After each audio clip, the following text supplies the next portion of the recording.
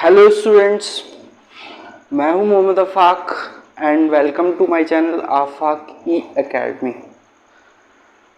सबसे पहले तो वीडियो लास्ट तक देखना और लाइक और शेयर भी करना और चैनल पर रेड कलर के बटन को प्रेस करके सब्सक्राइब करना। उसके बाद में बेल आइकन पर हिट करके रखना, जिससे कि मेरी आगे आने वाली वीडियोस के नोटिफिकेशंस आपको मिलते रहें। तो इस वीडियो लेक्चर में मैं क्लास 9th की video lecture series number system के चैप्टर की कंटिन्यू कर रहा हूँ। और कंटिन्यू करने से पहले मैंने प्रीवियस क्लासेस में रेशनल और इरेशनल नंबर्स यानी कि रियल नंबर्स को एक अलग पॉइंट ऑफ व्यू से पढ़ा था। उसमें रेशनल नंबर की डेफिनेशन को पढ़ा था, इरेशनल नंबर की डेफिनेशन को पढ़ा था और इरेशनल नंबर्स को लोकेट करना सीखा था ऑन द नंबर लाइन। तो अब इस वीडियो लेक्चर में हम क्या पढ़ने वाले हैं कि हम पढ़ेंगे ही रियल नंबर्स को, जैसे मैंने हेडिंग दे रखी है नंबर सिस्टम में, real numbers and their decimal representation. तो डेसिमल रिप्रेजेंटेशन में क्या है कि हम अलग पॉइंट ऑफ व्यू से रियल रैशनल नंबर्स और इरेशनल नंबर्स को पढ़ेंगे। तो रैशनल और इरेशनल नंबर्स को पढ़ेंगे हम एक अलग पॉइंट ऑफ व्यू से डेसिमल एक्सपेंशन है। तो पहले तो मैं इस वाले वीडियो में रैशनल नंबर्स को पढ़ाऊंगा, उससे नेक्स्ट वाले वीडियो में मैं इरेशनल नंबर्स को पढ़ाऊंगा, उसके बाद में रियल नंबर्स को नंबर लाइन पे कैसे रिप्रेजेंट करते हैं वो सीखेंगे और उसके बाद आगे के टॉपिक्स पढ़ेंगे। इस वाले वीडियो लेक्चर में मैं स्टार्ट कर रहा हूँ कि decimal expansion of rational numbers से स्टार्ट करूँगा। उसके बाद नेक्स्ट वीडियो में जाऊँगा decimal expansion of irrational numbers. तो जैसे कि हम रेशनल नंबर से फेमिलियर हैं कि रेशनल नंबर्स जो होती हैं उन्हें डेफिनेशन हम पढ़ चुके हैं पहले ही। तो रेशनल नंबर्स क्या होती हैं कि रेशनल नंबर्स जिन्हें P अपॉन Q की फॉर्म में लिखा जा सकता है और P और Q जहाँ पर इंटीजर होते हैं और Q should not belong to 0। तो इन रेशनल नंबर्स की डेफिनेशन से स्टार्ट करते हुए मैं एक एग्जांपल्स की हेल्प से बताऊंगा कि डेसिमल एक्सपेंशन रैशनल नंबर्स का कैसे होने वाला है। तो सबसे पहले मैं एनसीईआरटी की थ्योरी के अकॉर्डिंग चल रहा हूँ। तो मैंने एक एग्जांपल लिया है कि find the decimal expansion of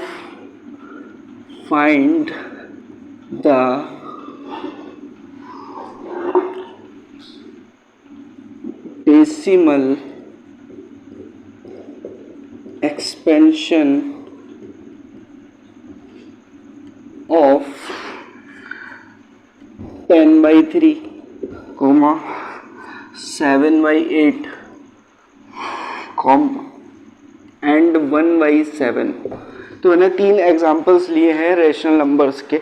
अब इनका डेसिमल एक्सपेंशन निकालने के लिए क्या करते हैं कि हम डिवीज़न मेथड लगाते हैं। तो सॉल्यूशन में क्या लिखेंगे कि हम इनका डेसिमल एक्सपेंशन चेक करेंगे कि किस नेचर का आता है। सबसे पहला मैंने एग्जांपल लिया है 10/3।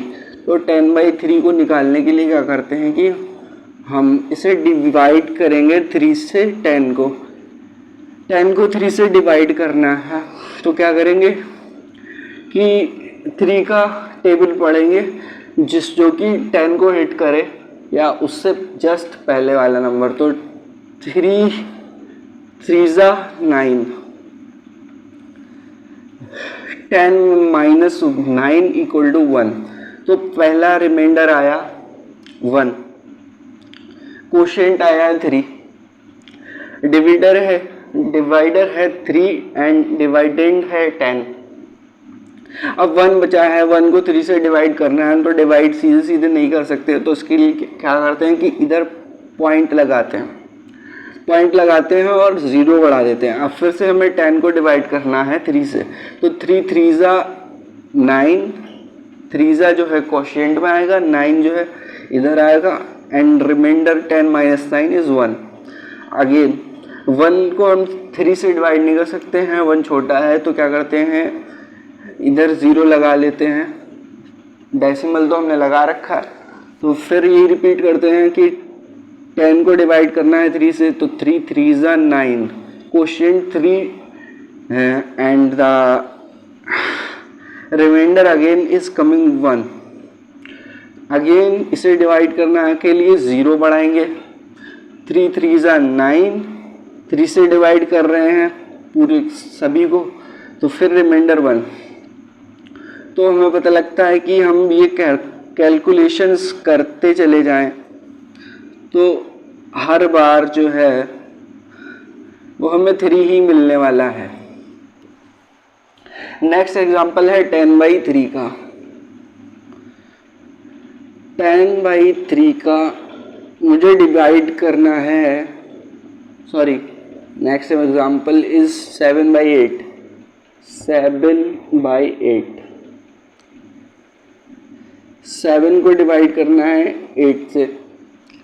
कैसे करेंगे कि 7 8 से छोटा है, तो कोशिएंट में 0 लगा करके पॉइंट लगाते हैं और इधर 0 बढ़ाते हैं।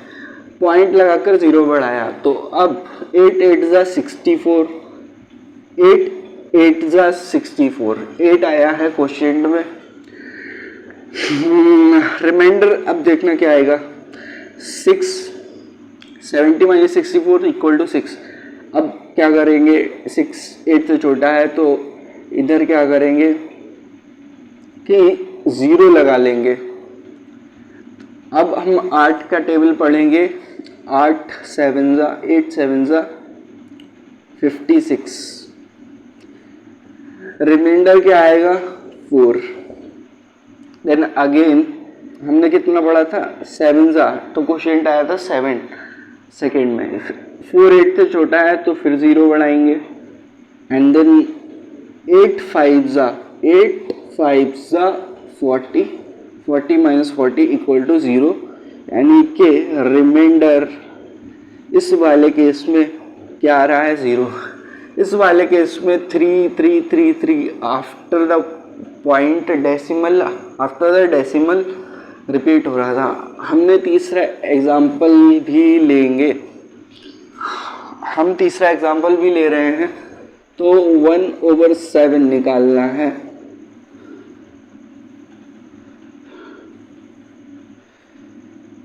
वन को डिवाइड करना है 7 से। 7 से छोटा है 1, सीधे सीधे डिवाइड नहीं कर सकते, क्या करेंगे 0 लिखेंगे, उसके आगे पॉइंट लगाने पर हम 0 इधर बढ़ा सकते हैं। 7 1 7, रिमाइंडर आया 3। 3 7 से छोटा, फिर 0 बढ़ाएंगे, 7 4 28, कोशिएंट 4, रिमाइंडर 30 - 28 = 2। अगेन 7 से 2 को डिवाइड नहीं कर सकते सीधे सीधे, 0 लगाना पड़ेगा। 7 2 14, 2 यहाँ पर आएगा, बच्चे 6, रिमाइंडर 20 - 14 = 6। अगेन 0 बढ़ाएंगे, 7 8 56, रिमाइंडर आया है 4।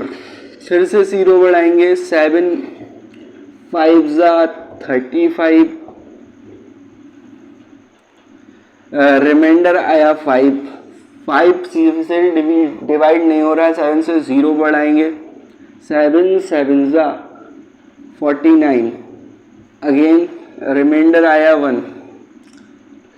1 रिमाइंडर आने पर फिर से 0 बढ़ाएंगे, 7 1 7, रिमाइंडर आया 3। फिर से 0 बढ़ाएंगे, 7 4 28, रिमाइंडर आया है 2। 7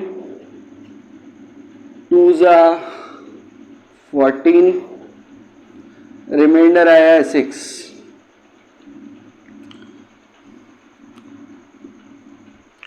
तो हम क्या देखते हैं कि 7 से जब हम वन को डिवाइड करते हैं तो हमें जो नंबर्स मिलते हैं आगे, ये डिवीज़न कभी ख़त्म होने वाला नहीं है। जो हमारे क्वोशिएंट्स में नंबर्स आ रहे हैं वो हमेशा इनफाइनाइट तक आते रहेंगे, बट उनमें कॉमन क्या, उनमें क्या पैटर्न होगा कि ये जो क्वोशिएंट में नंबर आ रहे हैं 142857, 142857, अगर देखें कि 142857 स्टार्टिंग है 142, बाद में भी 142 आ रहे हैं, और बाद के जो आगे का जो डिवीज़न होगा उसमें भी 857 फिर से आएंगे, 857, यानी कि ये वाला क्वोशिएंट में डिजिट्स का ब्लॉक रिपीट होता चला जाएगा and up to infinity 6 numbers का ब्लॉक रिपीट होता चला जा रहा है। तो हमारा इससे कंक्लूजन क्या निकला? कंक्लूजन क्या निकला कि रिमाइंडर, पहला कंक्लूजन ये है, सेकेंड वाले एग्जांपल में रिमाइंडर या तो जीरो हो जा रहा है, या तो जीरो हो जा रहा है। यहाँ पर भी हम आगे तक कर सकते थे, अगेन 9, दिस इज 1 0, यहाँ पे 3 बढ़ा लेंगे, फिर 9,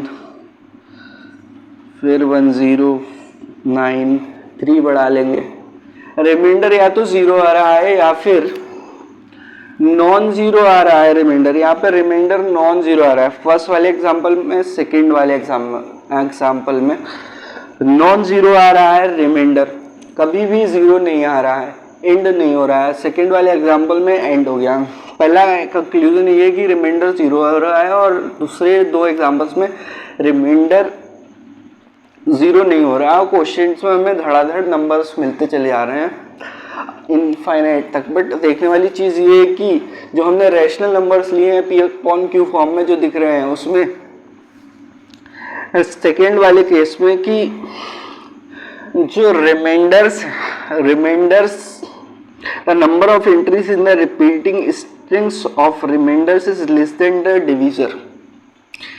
एक क्या बात बोली है कि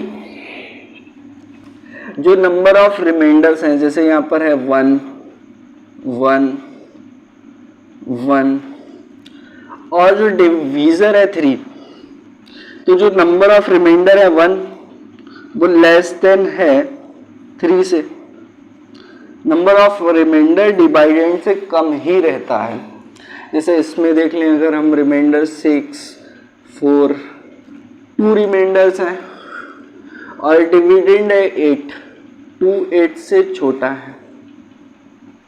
सिमिलरली इस वाले केस में, इसमें पहला रिमाइंडर है 3 1, सेकेंड 2, थर्ड 6, फोर्थ 4 5 1, अब अगेन से 3 आ जा रहा है जो यहाँ पर है, तो 1 2 3 4 5 6 जो है वो डिविडेंड से छोटा आ रहा है। मतलब कि जो number of entries in the string of the remainders, string का मतलब होता है कि सीरीज ऑफ नंबर्स, संख्याओं की श्रृंखला जो है वो रिमाइंडर्स में डिविडेंड से हमेशा छोटी रहती है। और क्वोशिएंट में क्या हो रहा है कि डिजिट्स का ब्लॉक या सिंगल डिजिट जो है वो रिपीट कर रहे हैं। अगर हम रैशनल नंबर के एग्जांपल में डिविजन्स लगा रहे हैं, यानी कि डेसिमल एक्सपेंशन निकाल रहे हैं, तो if the remainders repeat then we get a repeating block of digits in the quotient. अब हाँ, क्वोशिएंट में वही मैं बोल रहा हूँ, 10/3 में 3 repeats in the quotient and for 1/7 के एग्जांपल में we get repeating block of 142857 in the quotient. Although we have noticed this pattern using only the 3 examples above, it is true for all rational numbers of the forms p upon q such that q is not equal to 0. हमने जो ये pattern निकाले हैं, जो divisor हैं, reminder, डिवीजर्स और क्वोशिएंट्स के pattern जो फाइंड किए हैं इन नंबर्स के लिए, 3 एग्जांपल्स लिए हैं रेशनल नंबर्स के लिए, तो जो ये जो रूल है ये इन जनरल सभी रेशनल नंबर्स के लिए ट्रू होता है। या तो रिमाइंडर 0 होगा और या तो नेवर 0 होता है, और we get repeating string of numbers in remainders and repeating block of digits in the quotient। इसके आगे नेक्स्ट बढ़ते हैं हम। तो यहाँ पे हमने दो केस बना लिए हैं, और मैं इन केसेस को लिख करके आपको समझाने वाला हूँ।